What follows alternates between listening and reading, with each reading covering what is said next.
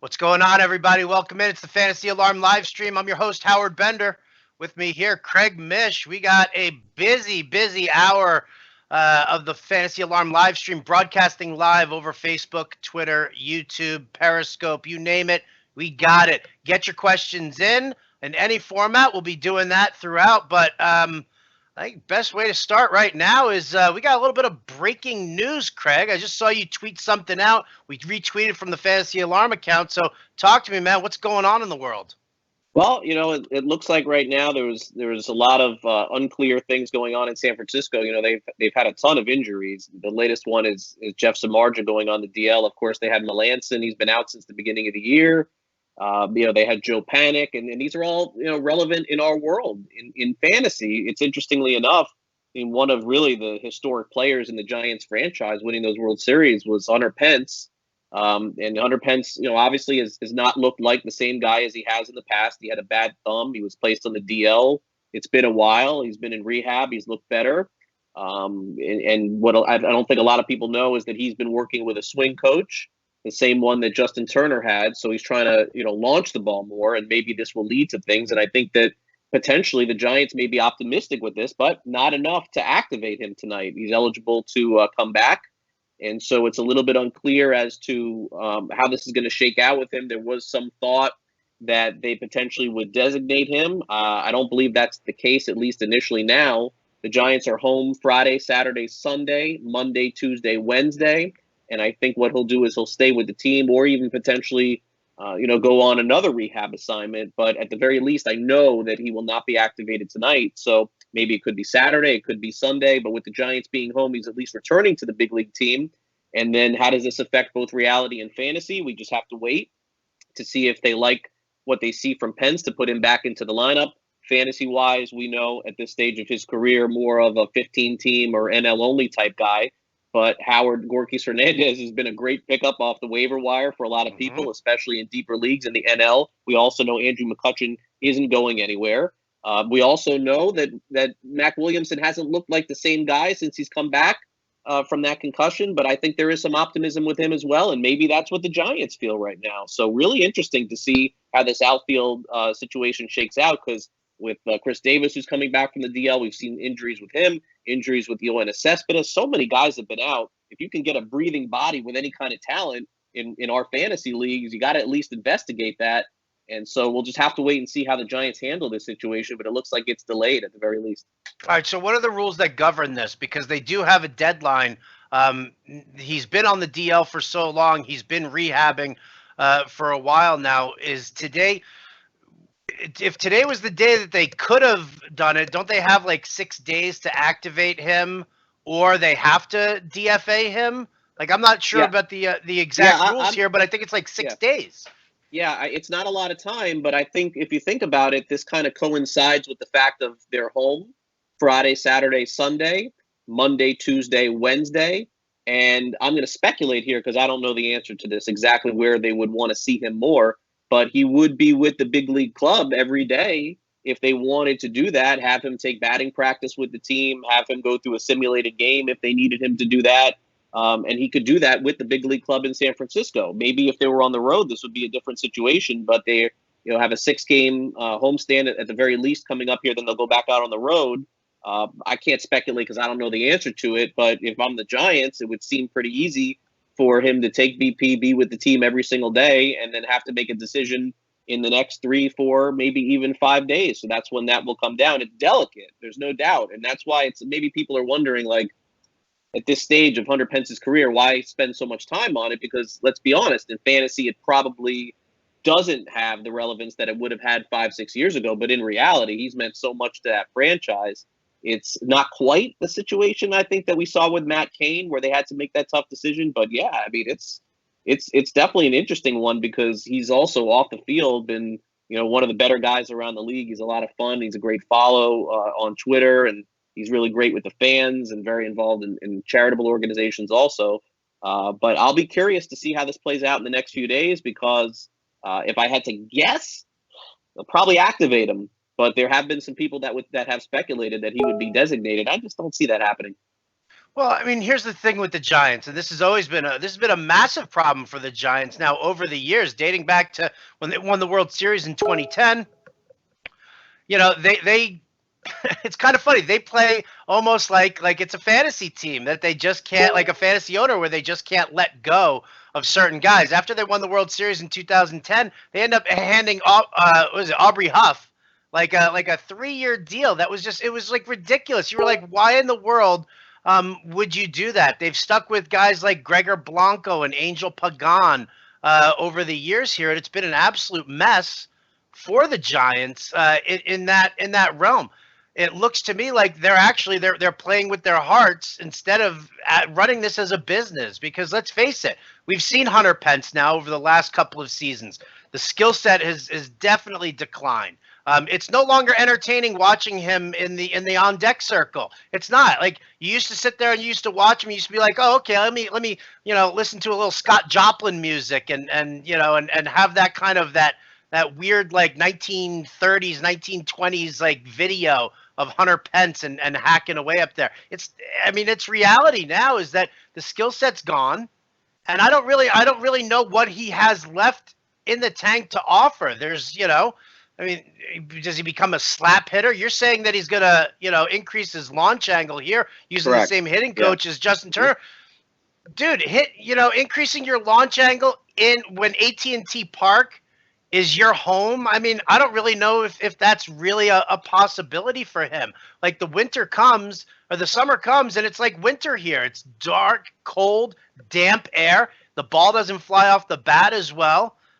So I don't really necessarily know if this is something good for Hunter Pence. I definitely think, listen, if you're a fantasy owner, I have zero interest in Hunter Pence. He's probably sitting on the waiver wire. I'm sure some people have him maybe stashed away on a DL. I just don't see this dude contributing at all. And listen, I've interviewed him, I've met him. The whole big league impact fantasy football Big part stuff of with with Adam Wainwright and those guys has been great. I love Hunter Pence, but at some point you have to cut bait and realize that this isn't a business. What's the classic line? Well, maybe if UNICEF got into the baseball game, well then maybe we could have a home for Hunter Pence. But this is a business. It's not a charity. And thanks for everything that you've done. But what have you done for me lately? And the answer is nothing. Right. Well, you're right about everything you said. There's no denying it. But the other part of it is that you hit the first thing that you said was really the key there. But I'll switch off that. The Giants have been one of the most loyal organizations in pro sports. Fact.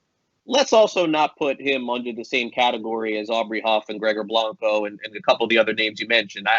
He's been a better player than that, and really a key contributor. Those players were Huff had a great year, but the other guys were not as of the ilk, I think, as Hunter Pence was during that time. So I think what the Giants are doing here is they're saying to themselves, let him at least go out under his own terms. He has made a conscious effort, obviously, to recognize that what he has done in the past is not going to work in the present. And let's see if that ends up working. And I think that this is it. But I do think that they will give him the other opportunity. Whether it will work, Howard, you're absolutely right. I have no idea. In fantasy, you're also absolutely right. But I will say this. If you're in an NL-only league, he's a breathing body. And you take that chance in an NL-only league. You stash him and you wait. You see if he comes up and he hits, great. If not, it's a wrap, and that's it. But I in a 12-team league, 10-team league, 15-team league, probably not. Stranger things have happened in the big leagues. It's just when I hear a swing change, I at least want to see it play out. But the only format right now that in fantasy he would be relevant in would be in a National League-only league. And listen, I had Martin Prado playing, Howard, in our league for a while. You have to do it. You have to do it. In Tout Wars in the NL, I'm in third place overall in this league. Howard, I have Franchi Cordero in this league starting right now, knowing that he wasn't going to play all week. That's a complete zero. I have Lewis Brinson starting right now. How is this possible? You must be doing terrible. Wait. No. Lewis Brinson is a budding superstar. A budding superstar. So come on. Maybe. Yeah. Not right now. All right. I mean, listen. Yeah, I get it. If you're in an NL only league, any breathing body is definitely worth a look. If you need that help, I'm with you. I totally get that, and I understand that. Any mixed league, no. I'm Agreed. sorry. Agreed. Agreed. You But gotta what are dump the them. ramifications? But let's talk about the ramifications in a mixed league. Now let's throw out a hypothetical with me giving you no information that I know, but just hypothetical information how it would potentially pertain to fantasy. Let's say that he was activated and brought back, and we don't know at what level. How, this is another change in the outfield. Does Mac Williamson still get the opportunity that he had? Is this the end for Gorky Hernandez? We probably think that what he's doing right now can't last the whole entire year, but is it the end? What about Andrew McCutchen? Does he get more days off or something? No. Bottom line is that Pence needs to produce. Pence needs to show them something over the next week. Okay, if he's supposed to be activated today and they've got a week to do it before they have to make that decision, he really, really needs to show something. Now, I'm not saying he's got to go out there and blast, 5 homers in 4 days or something insane like that. He's got to show an ability to get on base at a regular clip. And he needs to throw a little bit of power in there. If you're not going to hit a home run, show me some doubles, show me some gap power, something there. Because listen, I get that Mac Williamson hasn't been right after the concussion. Give the kid some time. 27 years old, he's just right into the prime years of his his life. So give him a little bit of time to get through the concussion. It was obviously a worse concussion than a lot of people thought because it held him out for as long as it did. But give him some breathing time. I'm sorry. I cannot give the benefit of the doubt to Hunter Pence. If Hunter Pence and Mac Williamson right now are quote-unquote equals because Pence is on the mend and Mac Williamson is still trying to get the cobwebs out of his head, I'm still going to lean towards Williamson here because Pence has shown me now over the last couple of seasons that he can't stay healthy. He's not even remotely the same player. He doesn't hit for average. He doesn't offer up any speed. And the power is minimal. So for me, and I'm not even putting him in the conversation with Gorky Hernandez. I mean, it's Gorky Hernandez. I mean, what the hell? It's a 30-year-old journeyman guy who's garbage, but the dude hasn't done anything to warrant taking him out of the lineup. No, he hasn't. Listen. It's more of a reality conversation than fantasy, truth be told. But it does create a little bit of intrigue because of the historical factor that goes with Pence, who, has helped the Giants to World Series. So, that's where it factors in. And your point at the very beginning of this thing at 12:02, where with the Giants, tend to hang on or tend to reward these guys for a little longer than they deserve, factors into this conversation. So we'll see. We'll probably have clarity in the next few days, but at least for one day, it creates a little bit more intrigue to our fantasy teams. Yeah. Okay. Well, again, I will quote the great Janet Jackson, who said, "What have you done for me lately?" And with in Hunter that Pence, voice, she did it too. It was amazing. She was a little bit more sultry. A little more sultry. I mean, like Janet Jackson. No, not that Janet. I'm thinking more like Janet Jackson on Different Strokes when she was Willis's girlfriend. Way back. Hello. Yeah. Hello. All right. What's her name on that show? I don't remember. Charlene. Wow, you're good. Boom. Good Take job. that. Good job. All right, let's talk about other things that are going on right now. Number one situation. Well, I don't even know if this is the number one situation. How about 1 and 1A? 1A, you're definitely tied to a lot more. And let's talk about Alex Reyes here. Let's talk about, don't give me the bug eyes, dude. I know, right? You're like that gif where it's like Homer Simpson who's like fading into the shrub. That's exactly what I am. That's exactly what I am. Boy, I mean, this is so hard to talk about. This is really, really hard to talk about. I get that because listen, I mean, he was making his way back from Tommy John. He looked amazing in the rehab starts. You saw the rehab starts live. I mean, it was insane what he was doing. He comes out, he's having some issues, he's having some velocity problems. All of a sudden, boom, it's a lat issue. Now, I don't know if you and Jim got a chance to talk about this yesterday on the show, but I know that Jim talked about this on MLB Network Radio, and I know that Jim and I had a conversation about this, saying that the training staff really dropped the ball by not pulling Reyes out of the game immediately when there was an issue. Now, it's a lat issue here, and to me, that's a huge deal. I mean, I've seen Jake Peavy's career finish out with a horrible lat issue. Sonny Gray still is not right after what, 2 years of dealing with a lat issue. Right. Carlos Martinez had a rehab start the other day. Didn't really look that great. He's coming back from a lat issue. So now we look at Alex Reyes.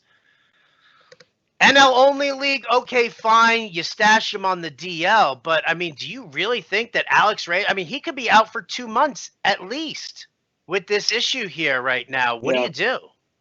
I traded Alex Bregman for him last week, so that looks like a pretty bad deal at this point. Yeah.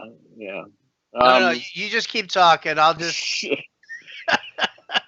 Yeah, I went for it in the host league, in the SiriusXM host league that we play in. My pitching was with Carlos Martinez and Syndergaard. I'm great at hitting, no pitching, tried to catch lightning in a bottle. And honestly, I've promoted his start so much and his comeback. I wanted to have a piece of it, and it didn't work out, to say the very least. So, there's a lot of questions that still need to be answered with this, and I think the one that you bring up is the most important one. But given the fact that I've been close to the situation probably from the beginning and even for years, at this point with Reyes, like, I can tell you my emotions of what I'm feeling, and I can tell you my opinion. But in terms of the facts, I don't know. I don't know what the facts are yet. I don't know if he re-injured himself after being allowed to face that final batter, or if that even factored into the equation. It's easy to speculate, and it's easy to say that it was possible. Do I think they should have taken him out before that? Well, hindsight is 2020, and the player said he was ready. The staff has to make a decision at that time. They chose to leave him in, but I don't have any other perspective other than guessing if that really caused the issue. The other thing that I can't do yet is I can't speculate as to how serious or not the injury is, other than everything that we've read. If I had to guess, it would be that we will not see him for a long time, maybe even the rest of the year. But I can tell you that the emotions of what has gone on for him and everybody around him has been horrible. I mean, as bad as it can possibly be. I'm not going to read into that and say he's done for the year. I'm not going to read into that and say there's an arm injury or there's a shoulder. Some people are speculating there's a rotator cuff injury or shoulder injury. I haven't heard any of that stuff. All we've heard is the medical staff say that is a lat injury. And now we have to find out the degree of that, if that is indeed the case. These injuries specifically, as graded by yesterday's information, would lead you to believe you will not see him until at least August. Okay, that's basically what that grade is. The fact that he's going for a second opinion, Howard, today is not a great thing. That's not a positive thing. You don't go for a second opinion for the doctor to give you a high five and say first opinion was wrong. You usually go to that to even look deeper into it. So I'm very hurt. This is a terrible thing for me. It's a terrible thing for baseball. It's a terrible thing for fantasy baseball. And the other thing that I will say, and we're all guilty of this. You're guilty of it, and so am I. I talked about it when Martin Prado got hurt last week, is that it's different for everyone. Like for me, I go to games, I interview players, and to see the emotions and to see what they're going through. Like, it's really easy from afar for me to sit in this chair and you to say, Troy Tulowitzki, the guy's always hurt, he's made of paper, he's garbage. It's easy to do that. But then when you have more of a relationship with a player, or you know who they are, you know players who they are, it's really tough to come on and say, oh, Alex Reyes is really hurt. And it just bugs me to see some of the reactions on Twitter. But I think that's more of a more personal thing for me than maybe some other people. Anybody, let's just say this, anybody rooting for a player to be injured and say, I told you, like, I mean, man, like, I get it. That's Hill has the finger. I get it. It stinks for him. And, how can you draft Rich Hill in fantasy? I agree with you. You can't do it. You had to know this is coming. But just to pound on these guys, go to that person's face and pound on that guy in his face. You'll find you can't do it. You won't do it. You're not gonna. If Rich Hill was standing on the street and you're a fantasy analyst, would you go when Rich Hill was there? He said, "Nice to meet you. I'm Rich Hill." Are you going to say to him, "God, you're always hurt, you bastard"? No, you're never going to do that. Oh, So I'd be like, oh no, I can't shake your hand, dude. These blisters are gonna be contagious or oh, something. there you go. See, it's a Get a lot. little laugh out of them. But A listen, lot of I it's a get lot it. to do, and I'm just saying that I'm in a different position maybe than some other people. Maybe I see it a different way. I've been guilty of it for many years of saying, "Oh, Kevin Gossman, he's terrible, he's bad," and I get it. I don't know Kevin Gossman. I probably never have to answer to Kevin Gossman, and when I see him in person, he's probably not going to know who I am. But when it comes to other situations, it is more delicate for me than some others. And all I would ask is that before we bash these guys for being hurt, understand there is a human there who doesn't want to be hurt and doesn't want to have to go through this. I understand it's funny, it makes for good conversation, but I have changed my ways a little bit in that because I've seen more of it over the last 10, 15 years than I ever have. There's been so many injuries. So I just wanted to get that Well, out see, there. so there's a difference here, though. Like, there's definitely a difference. I'm not sitting here bashing Rich Hill for always being hurt. I mean, yes, he's always hurt. The blisters are a chronic issue for him, and it's something that's not going to be cured. I'm not bashing him for that. I'm bashing fantasy owners for being stupid enough to continuously go out and draft this guy as if he's going to not ever get hurt. So I'm not going to sit here and trash a player for being hurt. I'll dismiss owning a player in fantasy for being hurt, but it's not a personal attack against these guys. I'm not going out there wishing, for that to happen. And listen, bottom line is that, I have no problem, and I'll say it to a player's face, as I say it, right here to you, to my buddy at the bar down the street, whatever the case may be. No, I'm not rooting against a player to be hurt. I'll root against a player to perform well. Again, especially if he's like owned by like my fantasy nemesis, I'll root against him there. But you never root for a player to be hurt. And when we sit here and we talk about it and we dismiss guys for being hurt, you can't take it as that personal attack. Now, listen, Twitter idiots, I mean, they're trolls. We're always going to get that, and you're always going to have it. And they know that it's going to get under your skin if they attack Alex Reyes on a personal note. With that, Lewis Brinson, they attack Lewis Brinson on a personal note. That's going to bum you out. They know that's going to bum you out because you are so close to the situation. But, I mean, listen, I think that sometimes you have to be a little bit inflammatory.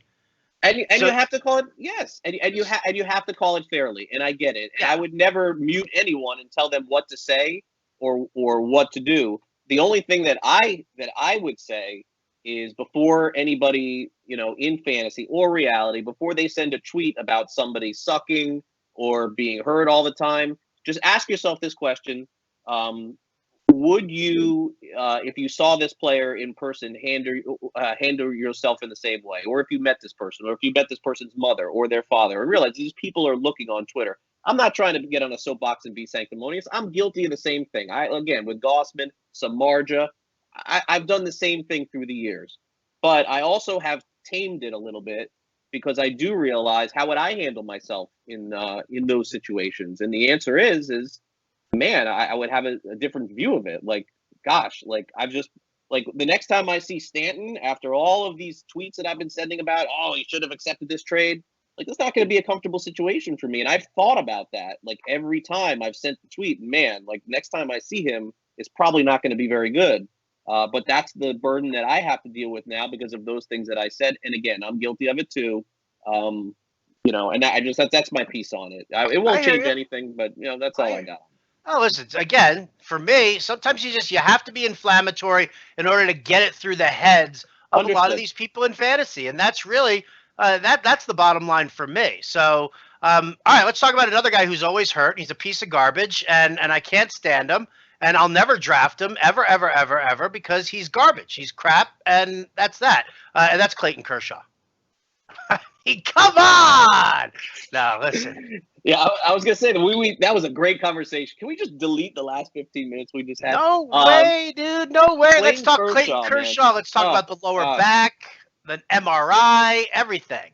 Let's start with this. Here's another sad situation. But here is the reality of the Kershaw situation, because I think today, June 1st, we are it's not passing the torch because I think we've already done that with other pitchers in the big leagues. But Howard, this is historical. Clayton Kershaw is never going to be a first-round pick in fantasy anymore, and he has been for a long time. This is it. Like, no matter what happens, he can come back next year. He can come back, let's say July, right? He could come back in July, make 10 more starts. His ERA could be under 1. No one is taking him ever again in the first round of a 12-team league. It's not happening. It would be very foolish, too. The back has been an issue for him before. I've talked about this, many times in fantasy this year. I wanted to make sure I either got Scherzer or Kershaw in every single league that I was in. I tried to do that. I accomplished that in all my leagues. The last league we went to, the league we're in, I said, no, not doing Scherzer. I'm going Kershaw. I'm going to hedge my bets. That bet turns out to be wrong. If you have him in fantasy, you're stuck. There's no selling high. You have to wait. The only thing that I could say is that it's time to just start looking at some streaming options. It's one of those things where 2 years in a row with the same sort of injury, not to mention the other injury as well. So yeah, stinks. Bad.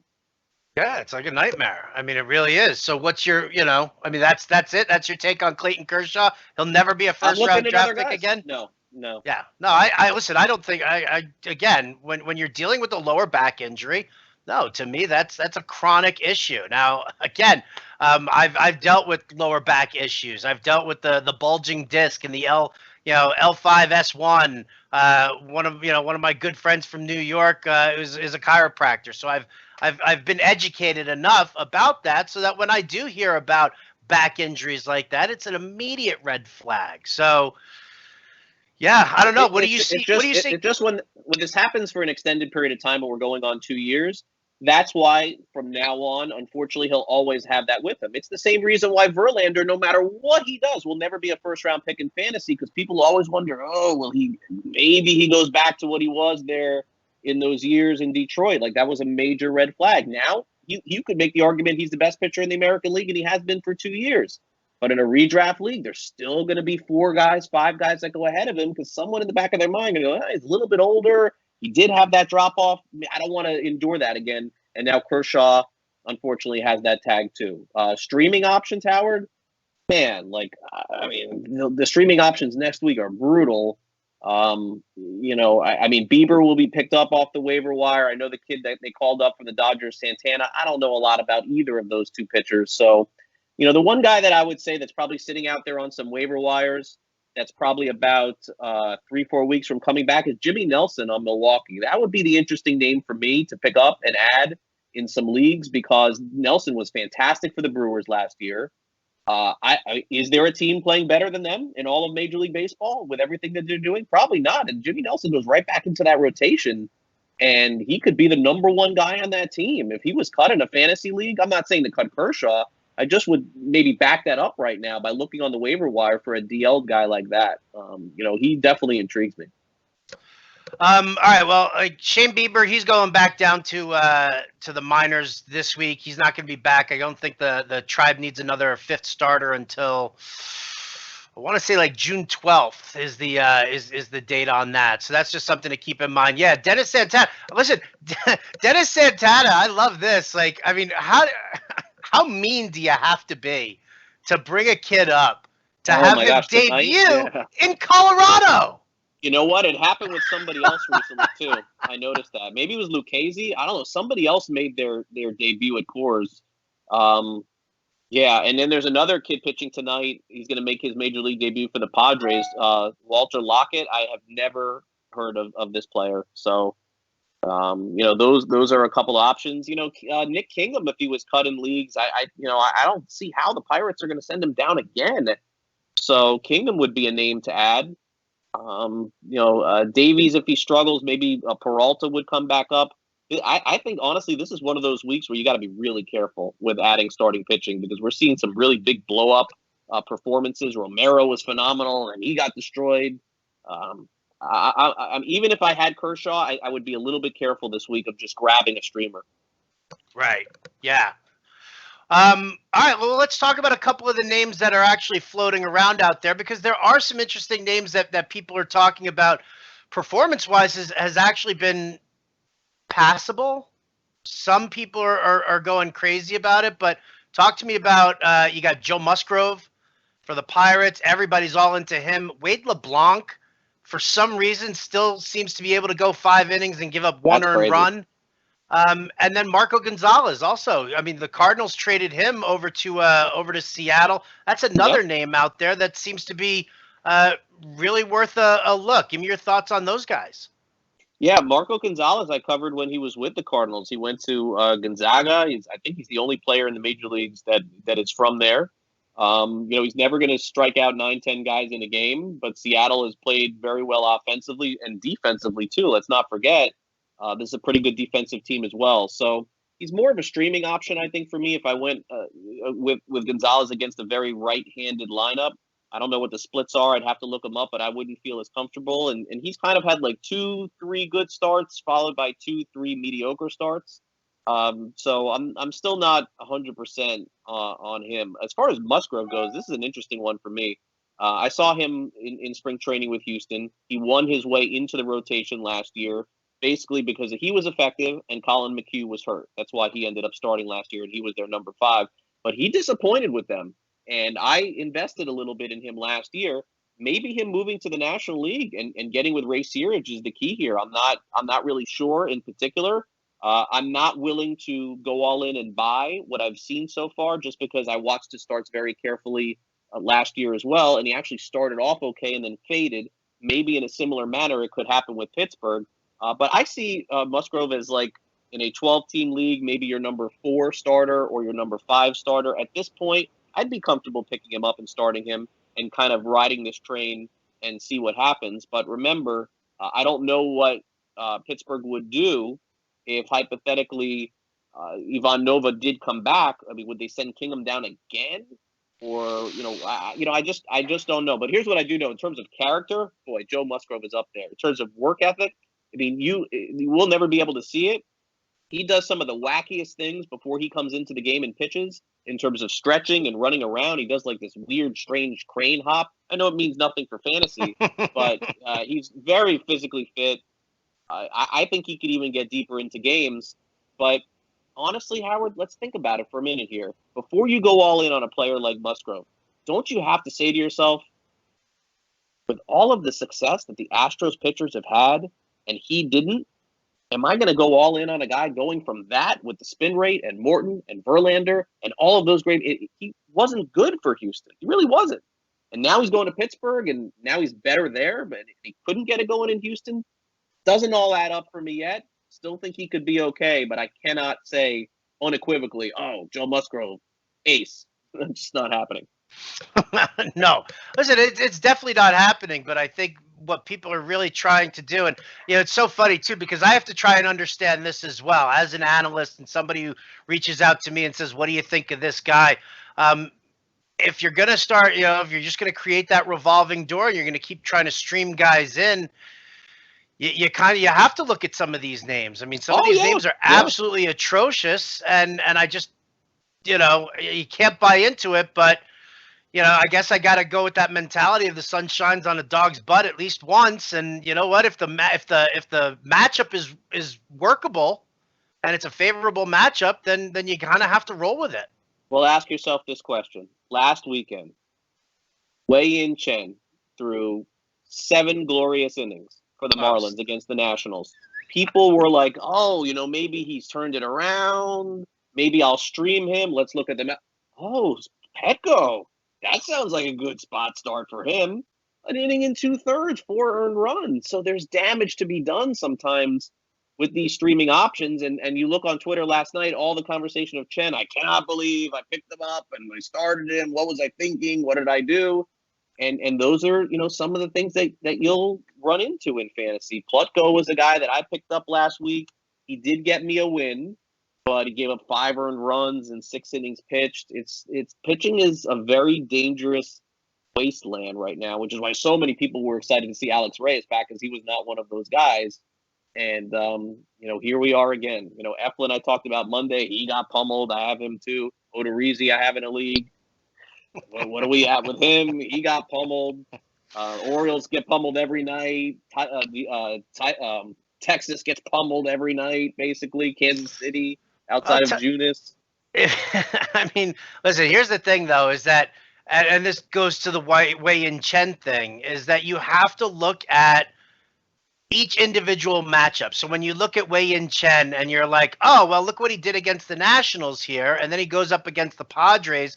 If you're not investigating how the Nationals hitters do against left-handed pitching on a regular basis, like if you're unsure about a player, and that is, Fernando Romero, Plutko, Bieber, whoever it is, you have to look at the details of that matchup after it was a good matchup, because the Nationals are one of the worst teams against left-handed pitching.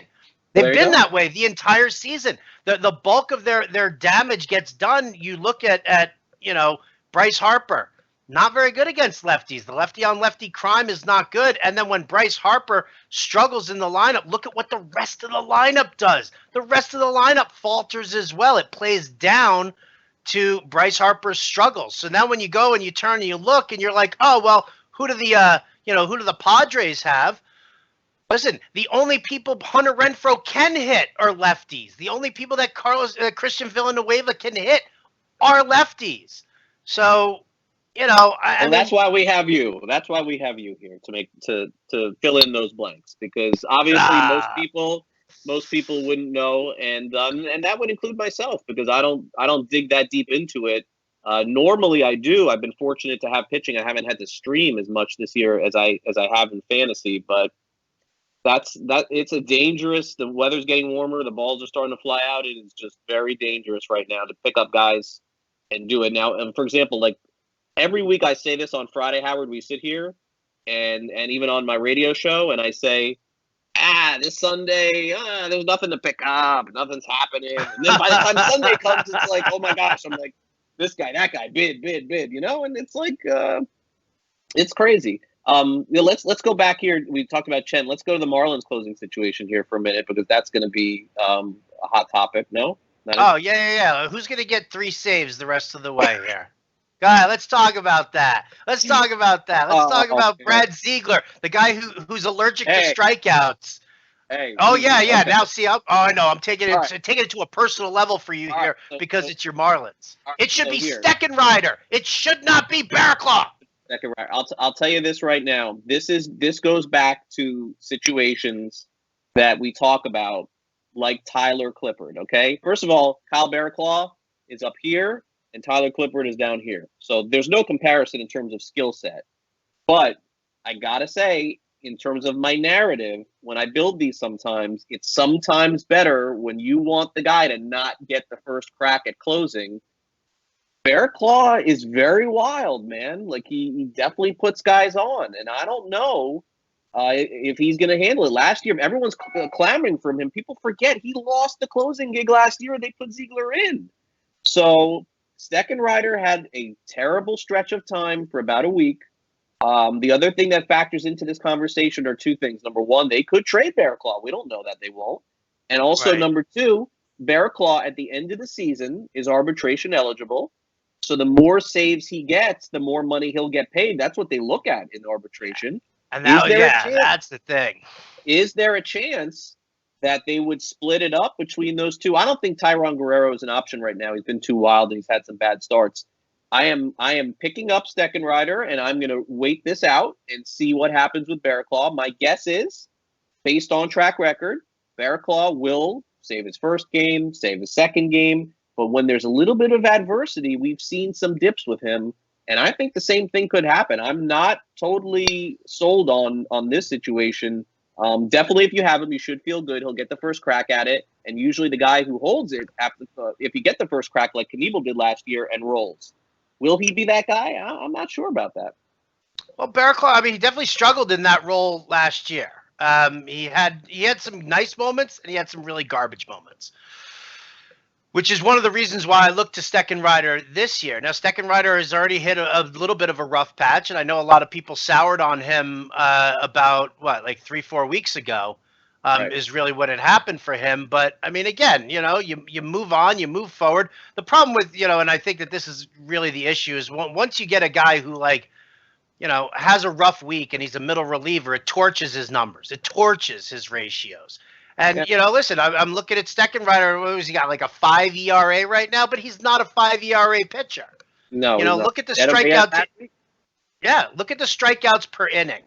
Like that's the thing for me is always when you look at one of these relievers, you find out who's got the best K per nine, who's got the best swing and miss stuff. Now I know everybody this year has great swing and miss stuff. You know, it's high spin rates and it's high swinging strike percentages. But when you look at that situation there, I mean, yeah, I still think that Steckenrider's the guy. I've had him, God, NL Labor. I've held him the entire time. He's sitting on my bench. I will not drop him at all because you look at that and yeah, listen, the Marlins are a lousy team and they're not going to get a ton of save chances, but he's not going to get shut out, and that's the important thing. I mean, I made my bones off of Joaquin Soria for years as the Royals closer. It was Right. like, listen, the dude's still going to get 30 saves. They're not going to, they're not only going to win 20 games on the year. So if they win 50 games, 60 games on the year, they're going to play close games, and they're going to probably end up, with that kind of a situation. So I dig that. I listen. I have no problem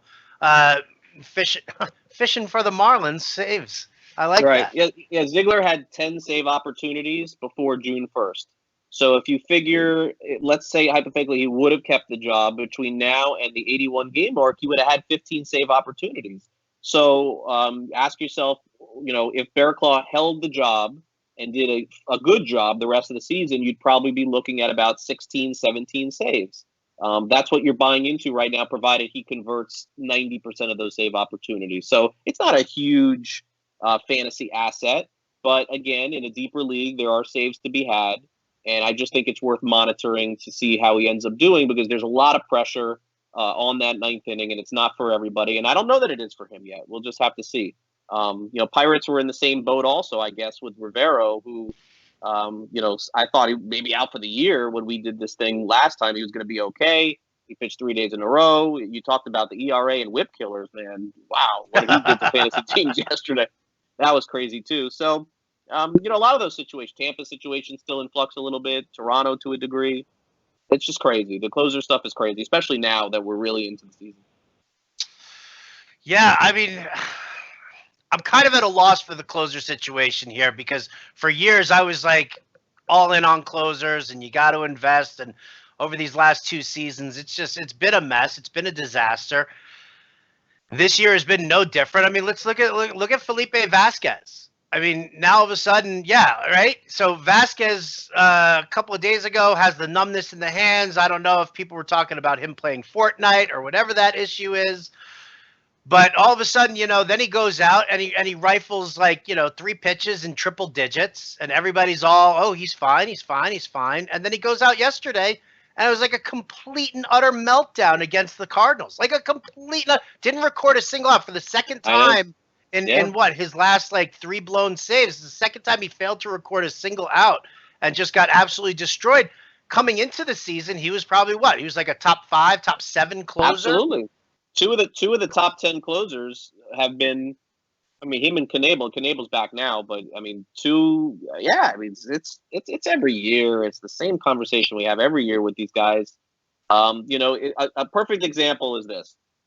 My guess is that this year's, he was Felipe Rivero. He changed his name. So this year's Felipe Rivero, I'm certain I know who it is. It's Sir Anthony Dominguez, right? That's who it's going to be this year. Dominguez will probably get the most save opportunities. He hasn't given up a run in his major league career, 13 innings of completely scoreless ball. He'll save, what do you want to say, 18 games, 20 games the rest of the season? He's probably going to end up being their closer. Looks like it. I don't know. Neris was notching saves. Yeah, Sir Anthony Dominguez got a save yesterday. It was a 2-inning save. But I think they'll lean toward him. I mean, he's been phenomenal. Come on, Gabe Kapler. You're going to put your faith into Gabe Kapler. I don't know, but let's just use that as an example for now. Let's say he gets 12 saves. Okay, that's it. 12 saves. Okay. Right, and then next year, going into the year, we find out that he's named closer of Philadelphia. Sir Anthony Dominguez, without a doubt, is going to be a top 6, 7 closer. Probably not top 3 or 4. And someone is going to take him in the 6th or 7th round. And what's going to happen? Is he going to be great? Is he going to lose the job? Is he going to be Felipe Vasquez this year? Yeah, there's just no certainty at that position ever. It's crazy that we even use it as a category. It's nuts. I think it's yeah, I definitely think so. What would he change his name to though? Just Anthony Dominguez, maybe. I don't know. Right? Take away the sir. Tony D. I like it. Oh Yeah, that's man, let me see if I haven't even fished for questions here. Let's see if we got anybody. anybody Oh, interested? you know what? Yeah, no. Listen, there's a lot of commentary here. There's definitely a lot of commentary.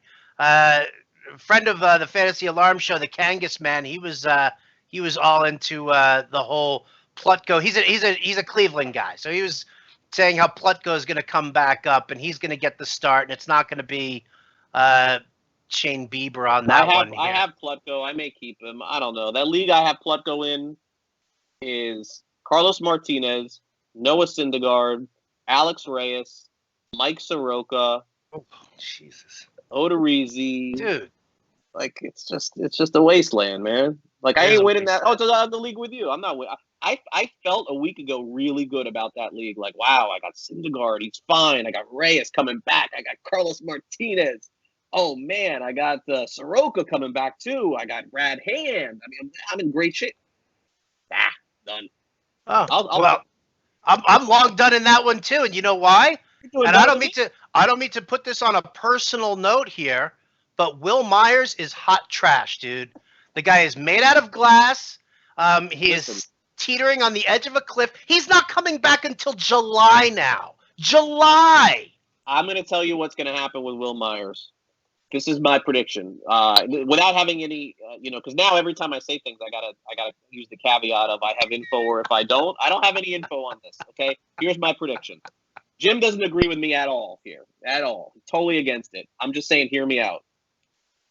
Has Travis Jankowski played well for San Diego? Yes.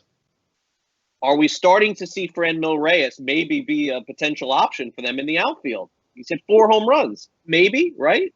Would you like to Yeah, see more of yeah, him? yeah, but have you seen him play the outfield? I I'm mean, not I interested tweet in that.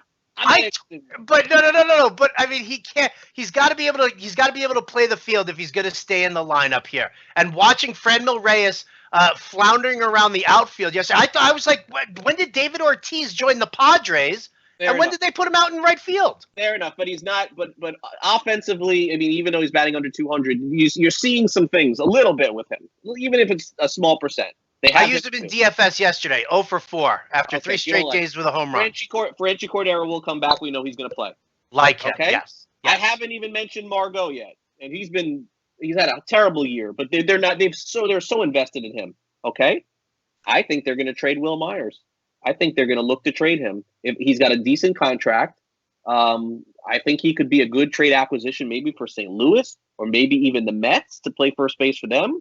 I know that would be typical of Mets. I think we talked about this maybe before. Either way, I think there's a chance of that happening. Now, the Padres would have to be completely out of it. There's only 6 games back right now in the division. But if they did fall out of it, Will Myers already been traded twice. Maybe 3 times is the charm. Yeah. What does that say to you about a prospect here? I'm waiting for, I mean, we did talk about this because I said I was trying to think of whether or not he would end up like somehow ending up back in like Kansas City or something like that. Like if Maybe. if the original GM who drafted him reacquires Will Myers, well then all of a sudden I'm looking at Will Myers. But right now, dude, listen, I drafted him in NL only to be my first baseman. I think I've had like barely a month of playing time for him. He was garbage. I mean, this is terrible. It's absolutely terrible here. And now the news. Now, yeah, no, there is nothing to say. That's right. There's nothing to say. I didn't even see any updated news on him. Oh, yeah, I did. Yeah, just the recent update right here. Where is it? I'll find it right here. Oh, yeah, Will Myers. And this is according to MLB.com's AJ Casavel, who writes that early July is the quote-unquote likeliest target for Will Myers' return.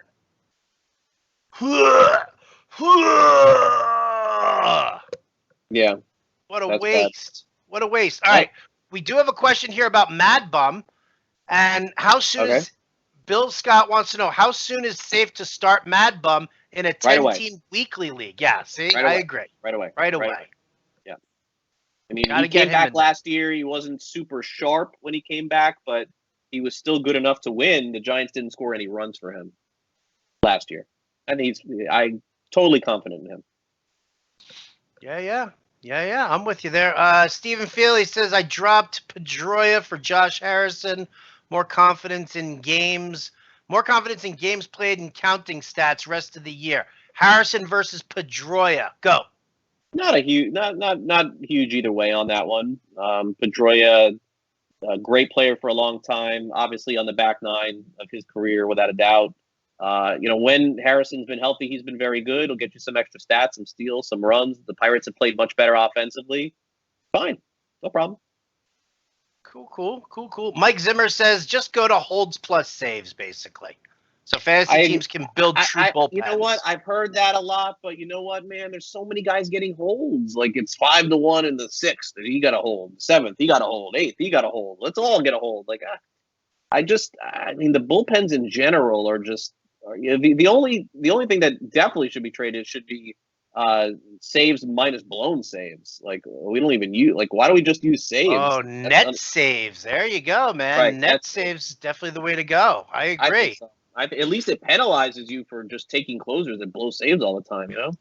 Yeah, I mean, listen, and holds are as arbitrary as wins can be, and it's just I'm not into that. I'm becoming anti bullpen. Like you should. Edwin Diaz in the AL and Wade Davis in the NL. Why do they have the most saves? Oh, they're the best. Or their teams win 3-2 every game. How about looking at that? Like that's the reason why they're not the best. They're getting the most opportunities. I hear you. All right, one more, and then I got to get out of here. Sorry, people. Gots to go. Got me a doctor's appointment. See? Yeah, there it is. Got to go. You made it through. What's that? Surprised you made it through this. Well, it's because I didn't sneeze. If I sneezed, then I would have had to have excused myself. I may watch this. So. Did I say anything? I just said I didn't sneeze. A mensch so far. What's up, Hayes? How are you, buddy? All right, last one here. Kevin Haley, who agrees with me on Will Myers. Thinking about dropping Will Myers and picking up Jimmy Nelson to put him in that DL spot, and possibly drop Matt Olson for Max Muncy. What are your thoughts there? Yeah. Okay. All right. Let's two-step it here. Option 1, possible. Option 2, terrible. Yeah. Dropping Matt Olson? Didn't he just hit a home run the other day? And they got Davis coming back. Come on. It was Olson, Chapman, and Joyce. All 3 Matts on the A's hit home runs yesterday during that game. You can't drop him for Max Muncy. I can't get behind that one at all. But you're okay dropping Will Myers outright and throwing down Jimmy Nelson into your DL spot. If it was a 10 or 12 team league, I'm starting to consider it, man. I'm starting to consider it. I guess you'd get Myers back for potentially 3 months, maybe. There's got to be somebody else on your team that you could probably cut instead of Will Myers. But Jimmy Nelson, to me, is like a must-add right now. I think if I saw correctly, he's like 3 weeks away or something. That's not a long time. And he was phenomenal with Milwaukee last year. And he moves right to the top of that rotation. The Brewers are winning all these games. I'm oh, yeah. Listen, I was blown away. I was blown away that the Brewers coming into the season didn't go after like a Lance Lynn or anybody like that, and that they decided that they were going to, be able to go with Davies and Chase Anderson as their top 2 starters on their team. So knowing that Jimmy Nelson is coming back, the opportunity is definitely going to be there for him. The question is can he come back healthy, or is he going to go the route of Alex Reyes? Sorry, was that mean? Was that mean? I love you. I do. That's going to do it for us, guys. I know. Hayes, do me a favor. Give your dad a big hug for me. I tell him I didn't mean it. Guys, thanks so much for tuning into the Fantasy Alarm live stream. Craig and I will be back on Tuesday next week, same time, every Tuesday and Friday at noon. More than happy to answer any and all your questions. Follow Craig on Twitter at Craig Mish. Follow me on Twitter at RotoBuzzGuy. And follow everything that we've got going on right here on Fantasy Alarm. Thanks so much for tuning in. We'll talk to you soon.